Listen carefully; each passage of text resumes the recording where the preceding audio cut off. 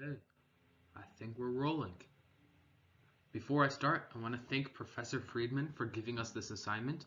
This is a great assignment in my opinion, mainly because I find it really interesting to teach the topic, and because I know it's a proven technique. I think it's called the Feynman technique, where you teach the topic to another person. So, thank you. So, with that being said, let's get into it. So, this is my Chapter 12 portfolio by Andrew Boldy for the Math 253 Calculus 3 class. So, the overarching theme in this Chapter 12, in a nutshell, can be summarized as the application of concepts that we learned about in one variable functions. So, like like our parabolas and y equals x squared, graphs like that. And we're applying that knowledge to two variable functions where it's like a three-dimensional graph, and we're trying to understand them graphically and seeing what tools can we use to better understand these interesting surfaces. So to start things off, we're going to be talking about two function variables. And this is like the groundwork for, or it's the foundation of the future sections. And it has to do with, instead of inputting our one variable functions, we're going to be talking about inputting two variables. So it deals with various pieces of information, and um, the example we have here clearly demonstrates that. So our problem reads, the temperature adjusted for wind chill is a temperature which tells you how cold it feels as a result of the combination of wind and temperature. And in this graph you can see as the wind speed changes and as the temperature changes, we have different kind of real feel values. I'm not exactly sure what happened to the significance. It may have been in white text, but the reason why I chose this problem is because it clearly shows how when we have two variables that are inputted to the function, we get an output, and I think that clearly summarizes this first section. So if we want to solve it, our part A question is asking us if the temperature is 0 degrees Fahrenheit, which is over here, and the wind speed is 15 miles per hour, how cold does it feel? And this is basically like a plug and chug. We just look at what value that corresponds to, and in this case it would just be negative 19 degrees. So that would be our answer. And for part B, we're kind of doing the same thing, except we're actually given the real feel, or like, the real feel or how it actually feels, and we're trying to figure out the wind speed. And so if the temperature is 35 degrees, and that will be over here in this column, and this wind speed is going to make it feel like 24 degrees, we can conclude that wind speed is going to be 20 miles per hour over here. So as you can already be probably telling, this is really powerful in having, like, if you have only two inputs and you're just trying to figure out an output, or you already have an output and you're just trying to figure out the inputs. It's really useful in the real world. So for part C, we're asked what wind speed makes it feel like 12 miles per hour. What wind speed makes it feel like 12 degrees Fahrenheit if the temperature is 25. So we go to our 25 degrees temperatures over here. And if you notice, we don't have any real field temperatures of 12 degrees. We only have 11 and 13. So what we can do is take the average of the two wind speeds, and that'll give us 17.5 miles per hour. And for the last problem, or the last part of this question, we're asked, if the wind is blowing at 20 miles per hour, what temperature feels like 0 degrees? And in this case, we do almost the same thing as part C, but it just gets a little bit more complicated because 0 degrees is 1/3 of the way through 15 and 20. So our answer is just about 16.7 degrees Fahrenheit. So for the next section, we're going to be talking about graphs and surfaces, which is graphing the two variable functions that we talked about in the last section and seeing how we can think about them visually. So in this problem, we're asked, without a calculator or computer, match the functions with their graphs in these following figures. So we're given our equations, our graphs are here, and I chose this problem because it covers the main points of modeling these two variable functions as a surface and then understanding the similarities and differences between certain types of functions. So let's start with this first graph over here. So it's kind of like a surface that seems like it's as the x and y values get smaller, the z values get bigger and bigger. And from looking at the equations, we can deduce that this is equation A. If you notice, as x and y get bigger, the value of z will get smaller. As x and y get smaller, z will get bigger. And this is like a classic rule in the denominator. As the denominator gets bigger, the actual value gets smaller. So it's kind of like an inverse relationship. For this graph, it's kind of like a parabola, but when it's going when it looks like it's going in an infinite amount of copies of itself, it's called a parabolic cylinder. And since this graph looks like a parabola looking at it from this yz plane, we can conclude that it will be this graph z equals negative y squared, and that negative comes from it being flipped from the normal parabolic shape. For graph number 3, we can pretty clearly tell that it's part E, equation E, just because it's kind of like that wave-like function where we have x cubed. If you remember, like x cubed is that function that goes like that. It's kind of hard to draw it like this, like that. And sine is also like a repeating function, and so we can pretty clearly tell this is equation 3, equation E. For graph 4, this is pretty easy. We can just do, this is just simply equation C because it's the only linear function out of these equations, and this is a plane. And for equation 5, graph 5, we said this is equation B because the graph has radial symmetry, which means that as the x and y values get bigger, it's kind of like a circle expanding away from this origin. And it has like an xy asymptote, xy plane asymptote, and that's pretty clear why, because this exponential function can never equal 0 or negative. It can never become a negative value. And with that, we move into 12.3, which is contour diagrams. And I think this is one of the cooler sections because it's a really powerful tool when we use it in conjunction with the graphs and surfaces we talked about in the last section. And it also helps describe the overall change in the z value as x and y vary.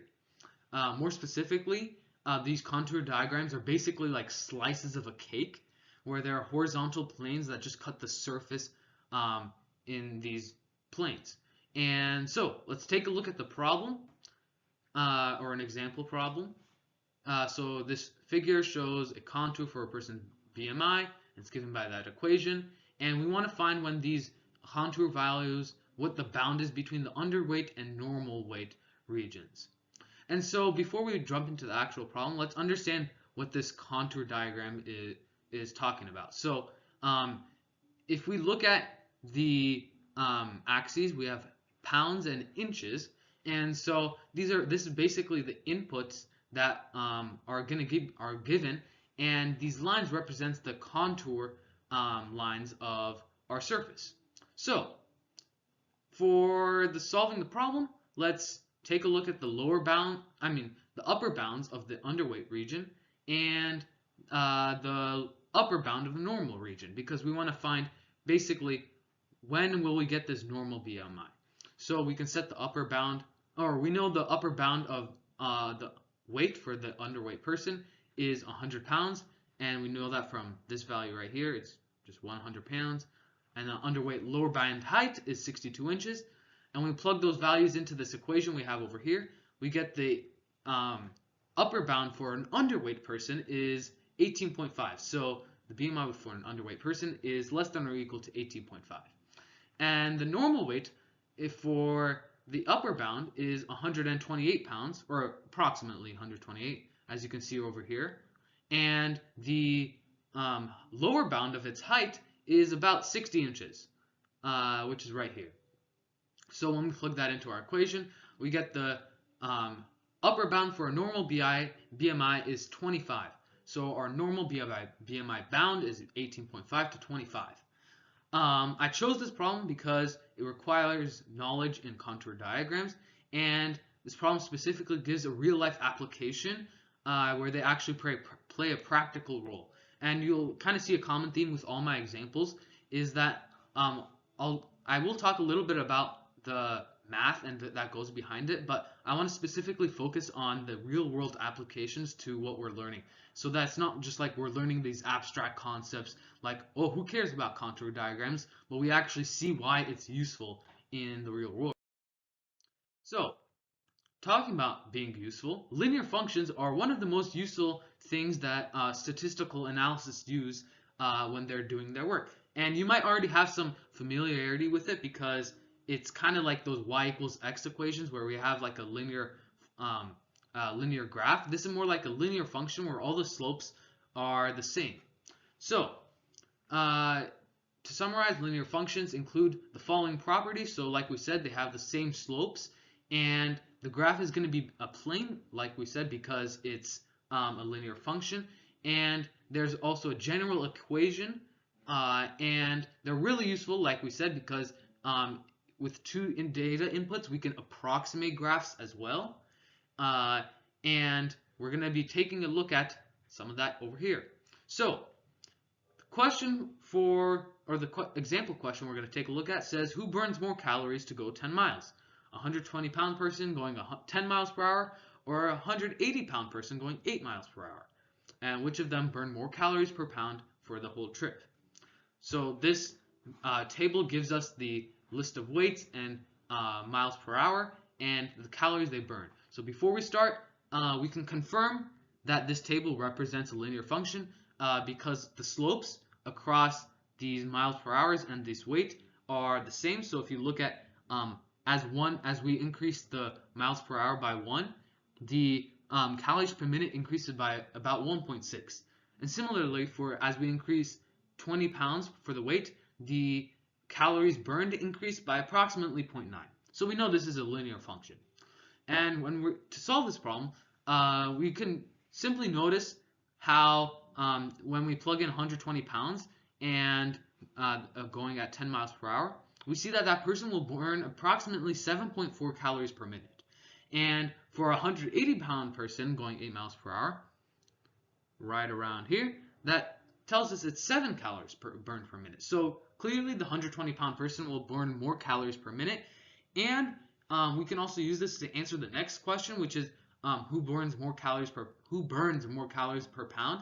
And that would be the 120-pound person, most obviously because they burn more calories in total, and because 7.4 divided by 120 is a higher value than 7.0 divided by 180. And with that kind of brief discussion of functions of two variables, we come into something that is pretty cool, which is functions of three variables. Many aspects of these 4D functions are similar to 3D functions like we talked about, except for two major differences. The first one is the number of inputs from 2 to 3, and the way the graphs are visualized. So since we live in a three-dimensional world, it's pretty difficult for most people to grasp this concept of a 4D graph. So, but mathematicians didn't give up. They're smart, remember that.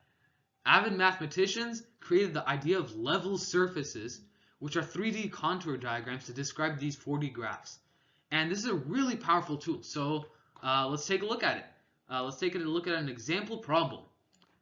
So here we're asked to find which of the following functions specifically have planes as their level surfaces. And to solve this, we can set all these functions equal to a constant k and understand where it is planar.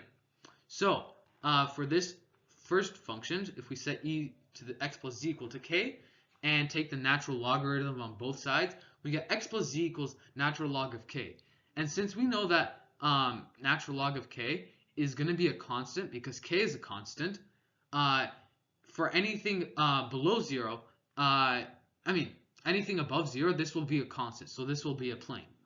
And for our next equation, we essentially do the same thing. We solve for x, and we get the cube root of k, and we know that this is going to be a constant as well because k is a constant. But for this third equation, when we solve both sides, when we solve for z, we get k minus e to the x, and this is an exponential function that's like going downwards, and so it's not a plane. And for the last problem, we simply do the same as we did for the last three, where we solve for x plus z. So we take we raise both sides to e. I think I made actually, when I'm looking at this, I think I made a mistake. This should be an e to the k right here, an e to the k. And so we get another exponential function, which is not a plane. And I chose this problem because it uses contour diagrams from the previous sections, where we used contour diagrams for level surfaces, and then a 3-variable function to solve a problem relating to these level surfaces. And for our last section, we're going to be talking about limits and continuity. You may have remembered from Calc 1 or 2 that when we can see if a 2D function is continuous based on if there's a hole, a cusp, a corner, an asymptote.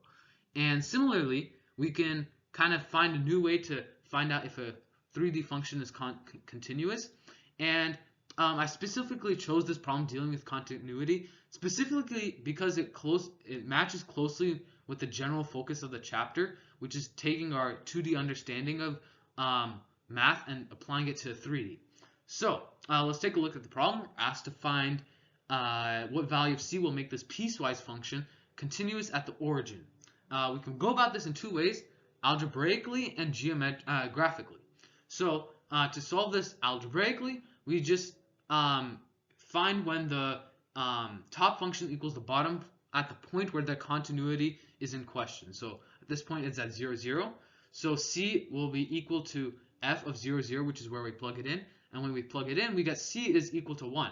So this will be continuous at c is equal to 1. And we can also solve this graphically because, sorry, I'm just looking. I don't know why I have two significances. Maybe it's from the one one I missed. But graphically, if we look at this, it's a paraboloid, and this green plane that you see represents z equals 1, and it shows that the plane goes right through that vertex, meaning that it is continuous at c equals 1. So, like I said, this problem demonstrates the power of using graphs and algebra to improve the understanding of the continuity of functions, and it combines previous sections from especially 12.2 to solve this problem in different ways. So with that concludes my Chapter 12 portfolio. Thank you for watching. If you noticed, the cover slide and this last slide are a 3D representation of the Mandelbrot set, and they're called Mandelbulbs. So I thought it was pretty cool. So thank you for watching. Hope to see you later.